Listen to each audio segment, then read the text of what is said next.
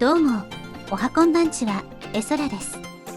今回の内容の流れです。ということでバイ釣りですよ。できるだけ表現には気をつけますが、出ちゃうものは出ちゃうかもしれませんのでご了承ください。ちなみに今回の企画は、視聴者様からのご要望もあったこともあり、私自身かなりモチベにもつながりましたので、その説はありがとうございます。ただ、どんな仕組みにするかとか、もともとかなり試行錯誤してたところもありまして、大きな括りで言うと、クロスシミュレーション、ソフトボディ、ボーンのいずれか、あるいは複合で考えていました。そして今回選んだ手法は、ボーンで全て構成し、ウイグル2を利用することにしました。手で胸をつかむような構成にしますので、これを覚えると剣などの武器を持たせることもできるようになります。それでは行きましょう。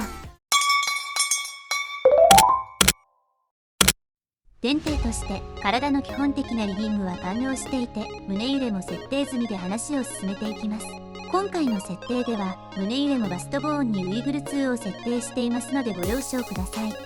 ではまず貝釣り動作の際に圧迫する側と圧迫される側を決めます。胸側は左右両側の少し下から持ち上げる感じにします。今回の全ての軸になるボーンなので慎重に決めましょう。ボーンヘッドの気持ち胸に埋まるくらいで、テールが胸の中心くらいになるようにします。このボーンをコントロールバストとし、胸揺れに設定しているバスト1ボーンの親に設定します。コントロールバストの親には、もともとバスト1の親であったスパイン1ボーンを設定します。次に胸を圧迫する側にもボーンを設定します。今回は手で圧迫しようと思うので、こんな感じにグリップボーンを追加します。ボーンヘッドが手のひらの中心くらいになるようにしていれば問題ないですが、剣などのような棒状のものを握らす時にも使いやすいよう手に対して垂直になるようにしておきます。このブリックは手のボーンを親に設定し、ここには何か握らすまで何も設定しません。今追加した2つのボーンはコントロール用なので変形のチェックを外しておきます。コントロールバストにボーンコンストレイントの1コピーを追加します。ターゲットにはグリップを設定して影響をゼロにしておきます。軸となるコントロールボーンができたので、ボーンを自動ネームし対象化します。ここまで来たら一度バイ釣りの動作を仮に設定します。胸を圧迫する直前、手をいい感じのとこに添えて位置を決めたら、グリップにボーンコンストレイントの1コピーを追加します。ターゲットをコントロールバストにして、ボーンヘッドの位置を重ねたら1コピーを適用します。ちなみにボーンコンストレイント適用による移動は、ミラーで作業していても反対側に反映されないので注意です。ポーズを決めたらボーンにキーフレームを打つのですが、コントロールバストの1コピーの影響にもキーフレームを打ちます。そして1フレーム後ろで影響を1にしてキーフレームを打ちます。この瞬間に胸を手で掴んだことになるので、このフレーム以降は手を動かすと胸も一緒に動くようになります。胸を引きちぎらない範囲で動かしてあげてくださいね。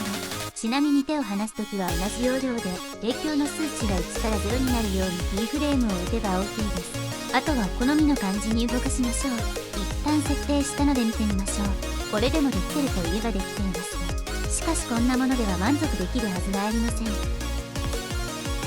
ということで、ここからは動作に連動して胸が変形する設定をしていきます。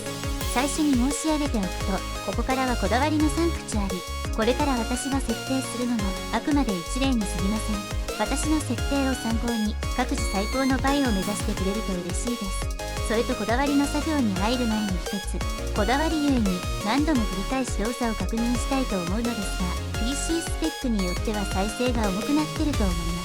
す。そうなると作業もはかどらないと思うので、適時一角モデルのアーマチュアモディファイヤーのターゲットを削除します。こうするとボーンしか動かないので劇的に軽くなります。アーマチュアモディファイヤーをオフにするだけだと内部的に処理してるのかあまり軽くならないのですよね。動作を戻すときはターゲットに再度アーマチュアを指定するだけで OK です。では作業に入っていきます。まずはコントロールバストからこんな感じにボーンを複数生やします。胸を圧迫したときに左右に伸びているボーンで潰れる表現、それに対し放射状に広がっているボーンで伸びる表現をします。谷間に向かうボーンには大事な棒を挟む役割もあるので、2本に細分化し、先端からは上下に伸びるボーンを追加します。筋化するボーンはこれで全てになります。バストサンドイッチベースは先端のバストサンドイッチの土台になっているだけなので、変形のチェックを外し、これから設定する制御の都合で接続のチェックも外しておきます。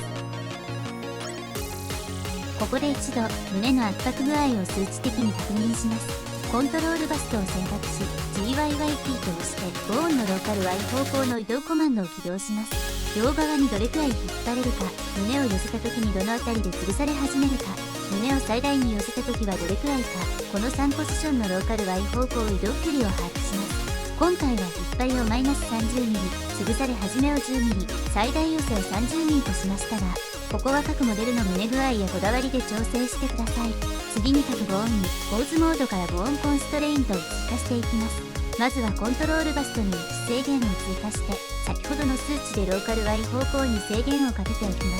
す。次にこのボーン、バストストレッチ000にトランスフォーム変換を追加します。こんな感じで各数値を設定します。この設定で押し引きに対しての伸縮率を調整します。次にこの3つのボーン、バストストレッチ001から003にトランスフォーム変換を追加します。こんな感じで各数値を設定します。この設定で押しつぶされた時の伸び率を調整します。3つのボーンそれぞれで数値を変えても良いですが、今回は3つとも同じにしました。このボーン、バストサンドイッチベースにもトランスフォーム変換を追加します。こんな感じで各数値を設定します。この設定で谷間の押しつぶされ具合を調整します。ここだけ変換先の項目がスケールではなく位置にします。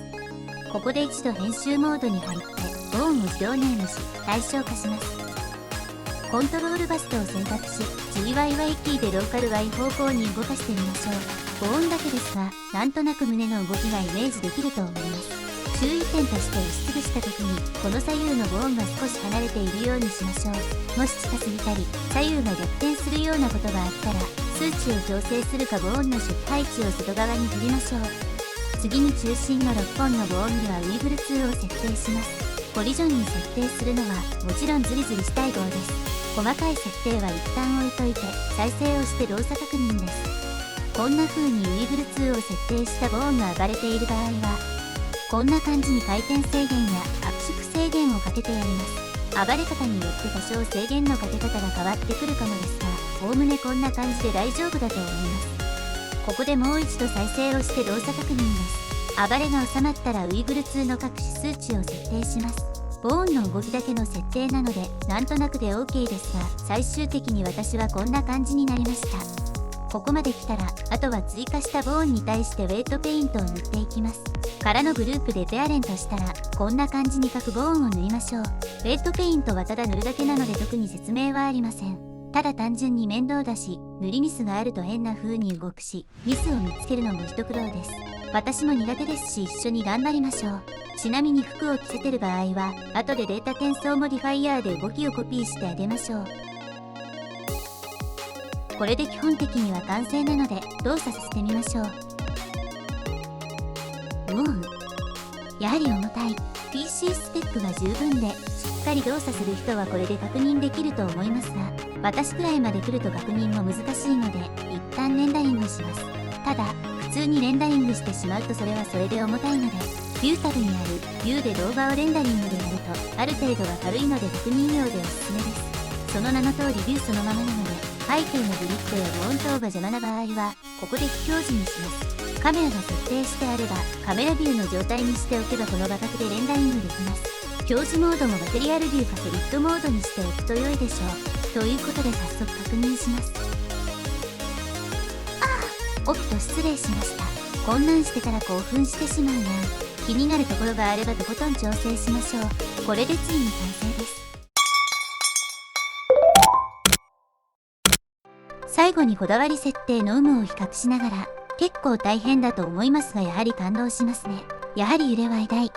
パイは無敵。ちなみに今回の設定はパイズリ以外にも役立つことがあって、途中でも触れましたが、胸をつかむという設定がそのまま剣や荷物をつかむことに通じますし、衣服を着用の際にも胸は寄せられることが多いと思います。なので裸の時と衣服を着用してる時で素体を共通にする場合は、胸のコントロールボーンはあった方が便利かと思います。ちなみにウイグル2のインストールから使い方までしっかり解説した動画も以前にアップしています。今回の動画でウイグル2の部分で少し分かりにくい箇所があった方は、こちらの動画も参考にしていただけると、そのあたりスムーズに理解しやすいかと思いますので、よろしければご視聴ください。概要欄に動画のリンクも貼っておきます。